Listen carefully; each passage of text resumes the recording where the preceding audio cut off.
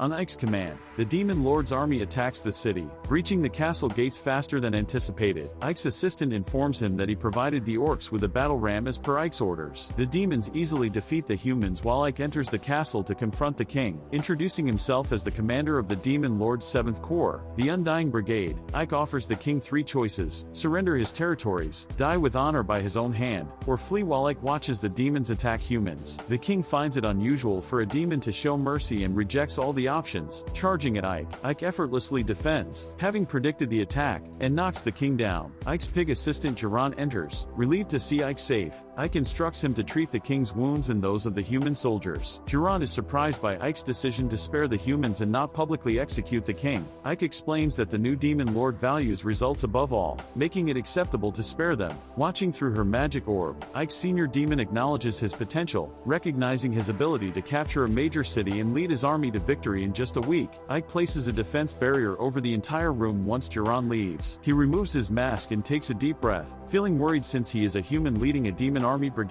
Reflecting on his magician master Romberg, who took care of him and adopted him as a baby, and taught him all his magic and secrets of the old civilization. Ike remembers Romberg's warnings to never remove his mask or speak of the old civilization's secrets. While pondering this, Ike accidentally discovers a small kawaii girl hiding under the table. The girl, in a panic, begs Ike to spare her life, promising to do anything. Ike feels disappointed in himself for exposing his human identity after 20 years so carelessly. The girl hits her head on the table and falls unconscious. As Ike walks through the destroyed city, he meets the humans and tells them to maintain the same tax as before. He is suddenly teleported to a dark, strange place where a golem attacks him. Ike is unfazed since he recalls similar experiences from his demon senior Sphero. Ike easily defeats the golem with his magic. Sphero then appears, expressing her disappointment that the golem wasn't strong enough but acknowledging Ike's powerful magic. As expected of Romberg's grandson, she informs Ike that the Demon Lord Darukuden-sama wants to meet him in person. Panicked, Ike asks why, to which she responds that the Demon Lord is impressed with how Ike captured Arsenum within a week. She then tells Ike to place a hand on her shoulder so they can teleport. Ike complies, and she teases him, saying she expected him to place it on her boobs, to which Ike, the shy magician, firmly says he would never do that. They walk towards the Demon Lord's castle. Ike is worried about the demon guards potentially discovering his true identity. Sphero, being the only one who knows he is human, reassures him and uses her magic to conceal him.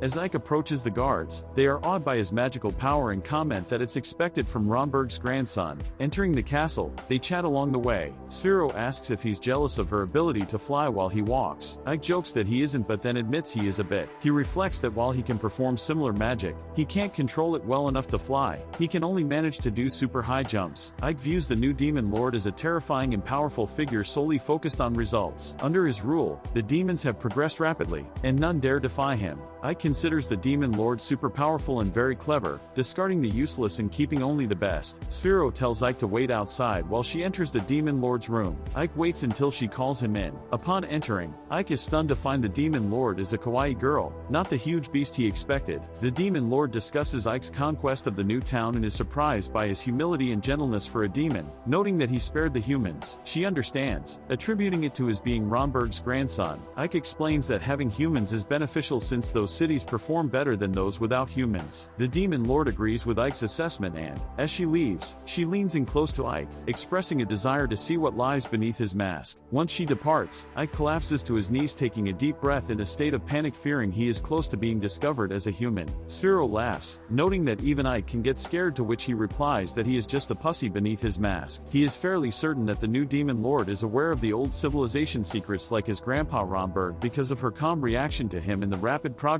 of the demon army under her leadership. She then informs Ike that the Demon Lord has given him a reward, which he will learn about soon. The reward is a new small town, Evalias, situated at the front of the war against humans. Despite its small size, the town plays a critical role for the Demon Lord's army. However, Ike is not particularly pleased with this responsibility. Ike returns to Arsenal and talks to the small girl inside his barrier magic. She wakes up, begging for her life again. promising she won't tell anyone about him. Ike reassures her and declares that she will be his maid from now on. When asked her name, she replies, 13. Ike finds it a strange name, but she explains that it's common for slaves to be called by numbers. Upon arriving in Avalias, Ike sees the town is in ruins and reflects that Sphero didn't consider repairs and other logistical factors during her invasion. He asks Jiran how long it will take to repair the city walls, and Jiran estimates 6 months. Ike insists that it must be done within 1 month. Jiran is astonished, but Ike has a plan. Ike organizes both demons and humans to work together in 8-hour shifts, ensuring continuous work around the clock. Jiran, seeing this efficient collaboration, is amazed and acknowledges Ike's intelligence, predicting that he will become a demon lord one day. The combined efforts of demons and humans working tirelessly, along with Ike's help in breaking huge stones with his magic, impress everyone and accelerate the reconstruction.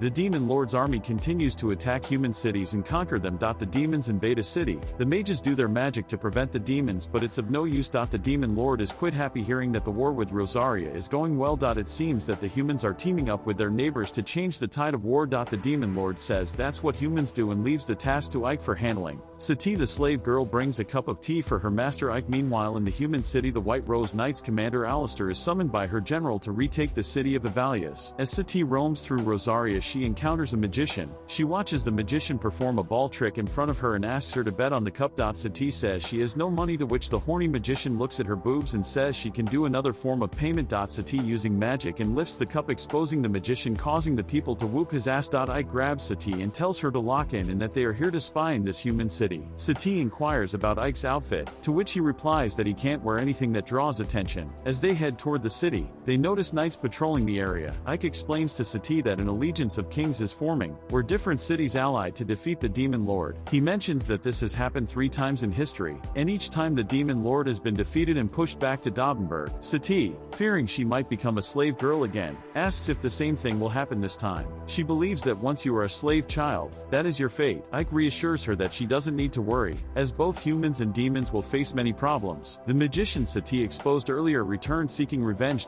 He tells Ike that he can pay him using some money in her. When Sati accuses the magician of cheating, he responds with insults. Ike looks around to see if there is no one and then uses his ice magic to freeze the magician and his accomplice in place. Ike interrogates the magician, learning that Rosaria's army plans to strike Avalias. He understands that this move will give Rosaria an advantage in strategy councils and boost their influence after the war. While working at his desk, a seductive demon girl named Lilith enters and questions Ike about his disappearance. Ike explains that he was scouting Rosaria, which angers Lilith. She notices Sati and disrespectfully asks who she is. Sati introduces herself, but the demon girl insults her appearance and offers to be Ike's maid instead. A clash between the two ensues, interrupted by Ike's assistant Jiran entering the room. The next day, the human army, led by Alistair, plans to attack Avalias, but thanks to Ike's scouting, the demons are well prepared. They easily defeat the human army, forcing a hasty retreat. During the retreat, Ike is struck by an arrow from behind. The general of Rosaria is furious at Alistair's retreat, despite being informed that it was a trap set by the demon lord's army. The king orders Alistair's capture, declaring he doesn't care about any other explanations. Ike wakes up in bed with bandages around his body and notices Sphero lying next to him. Startled, he asks what she is doing there, to which she replies that she healed him and, in a teasing tone, says he fondled her. Embarrassed, Ike says that he can never do that. Sphero also reassures him that he probably doesn't even have a scar now. She informs Ike that there were no human casualties in the attack, which might arouse the demon lord's suspicion. Ike asserts that he wants peace between demons and humans, so he isn't worried. As Sphero leaves, she notes that Ike has become quite strong but reminds him that he is still human. Ike then examines the arrow on the table next to him, contemplating whether it was shot by an infiltrator or someone from within. The thought makes him uneasy. Suddenly, there's a knock at the door, and Lilith enters with Sati.